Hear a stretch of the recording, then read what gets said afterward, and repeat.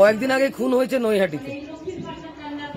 যিনি খুন হয়েছেন তার পরিচয় দেওয়া হয়েছে যে বিশিষ্ট সমাজ বিরোধী ছিল। আবার খুন হলো নোয়াপাড়া বিধানসভা কেন্দ্রের মধ্যে পলতা অঞ্চলে হান্নান ছেলে, তারও পরিচয় দেওয়া হচ্ছে সমাজ বিরোধী।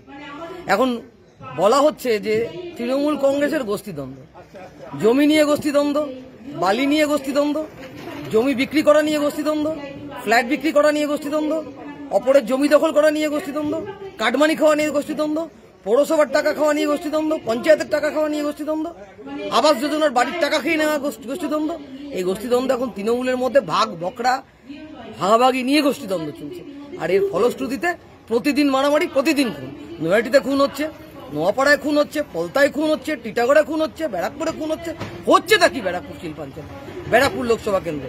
আমাদের এমপি সাহেব এমপি হওয়ার আগে কথা দিয়েছিলেন যে গুন্ডা মুক্ত ব্যারাকপুর লোকসভা কেন্দ্রকে তিনি গুন্ডা মুক্ত করে দেবেন। আর আমরা দেখলাম তিনি এমপি হওয়ার পরে ব্যারাকপুর লোকসভা কেন্দ্রকে গুন্ডাদের মুক্তাঞ্চলে পরিণত করলেন।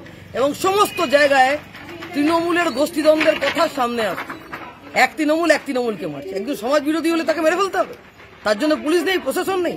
আর ব্যারাকপুর কমিশনারেট আমরা মনে করি এটা অপদার্থ কমিশনারেট। তৃণমূলের নেতারা তারাই হচ্ছেন এক একজন থানার ওসি আইসি হয়ে বসে আছেন, এবং ব্যারাকপুর লোকসভা কেন্দ্রের সাংসদ তিনিই চালাচ্ছেন ব্যারাকপুরের যিনি কমিশনার, তার কথাতেই কমিশনার থাকছে, তার কথাতে কমিশনার বদল হচ্ছে।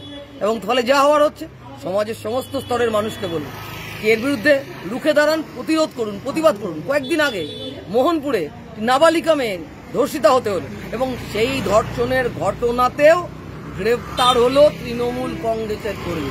তাহলে জানালো কি যে আমাদের রাজ্যে বা আমাদের ব্যারাকপুর অঞ্চলে বা আমাদের নোয়াপাড়া অঞ্চলে, আমাদের এই সমস্ত জায়গায় খুন হলেও তৃণমূল, ধর্ষণ হলেও তৃণমূল, চুরি করলেও তৃণমূল, কাটমানি খেলেও তৃণমূল, জমি বিক্রি করে দিলেও তৃণমূল, পুকুর ভরাট করলেও তৃণমূল, গঙ্গার বাড়ি চুরি করলে তুলে বিক্রি করলেও তৃণমূল।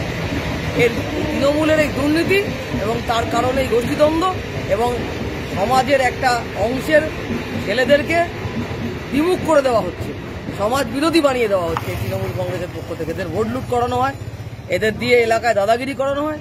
ফলে যা হওয়ার হচ্ছে, আমি আহ্বান করবো সমাজের সমস্ত স্তরের মানুষকে যে আসুন সকলে মিলে এর বিরুদ্ধে সোচ্চার হন।